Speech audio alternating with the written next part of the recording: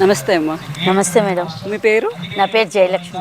ఎక్కడి నుంచి వచ్చారు? మేము ప్రొద్దుటూరు నుంచి వచ్చాము, కడప డిస్టిక్ అండి. ఓకే, ఎన్నాళ్ళ నుంచి మెడిటేషన్ చేస్తున్నారు? మేము 20 సంవత్సరాల నుంచి చేస్తున్నాం మేడం. ఓకే, సో ఇప్పుడు మనము మెయిన్ మన శక్తి స్థల కోసం సంకల్పం పెట్టుకున్నాం. సో దానికోసం మీరు ఏ విధమైన కృషి చేయాలనుకుంటున్నారు చెప్తారా మీ మాటల్లో? తప్పకుండా చెప్తాం మేడం. అది ఎందుకంటే ప్రతి ఒక్కరికి తెలియాలి. గురువు యొక్క సాంగత్యంలో ప్రతి ఒక్కరికి తెలిసినప్పుడే ఆ యొక్క శక్తి స్థల గురించి అందరు తెలుసుకోవాలని మా ఉద్దేశం. పత్రికారి ద్వారా ఏం తెలుసుకున్నానంటే నో డాక్టర్ నో మెడిసిన్ అన్నారు. ఏ సొసైటీలో అలా చెప్పలేదు. ఎలాంటి అనారోగ్యం వచ్చినా డాక్టర్ దగ్గరికి వెళ్ళాల్సిందే, మెడిసిన్ తీసుకోవాల్సిందే అని చెప్పేవాళ్ళు.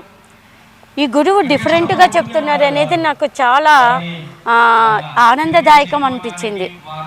ఇంకా రెండో విషయం అంటారా, ఈ క్షణం మీరు ధ్యానం చేసి మీరు ఏమైతే అనుభూతి చెందినారో వెంటనే పక్క వాళ్ళకు తెలియచేయండి, నేర్పియండి అని చెప్పారు. అది చాలా చాలా బాగా నచ్చింది మేడం నాకు. Okay, thank you so much అమ్మా.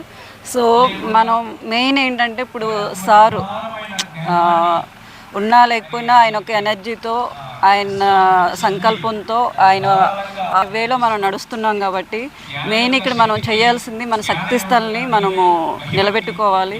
సో దానికోసం అయితే అందరూ సంకల్పంతో కృషి చేస్తున్నారు. సో అందులో భాగంగా కూడా మీరు పాల్గొనండి, మీ వంతు సహాయం చేయండి. ఎప్పుడు కూడా మనము మన గురువు యొక్క ఆశయాన్ని నిలబెట్టే వాళ్ళమై ఉండాలి కాబట్టి సో దాని మీద వర్క్ చేద్దాము కలిసి అందరూ. Okay, thank you. తప్పకుండా మేడం.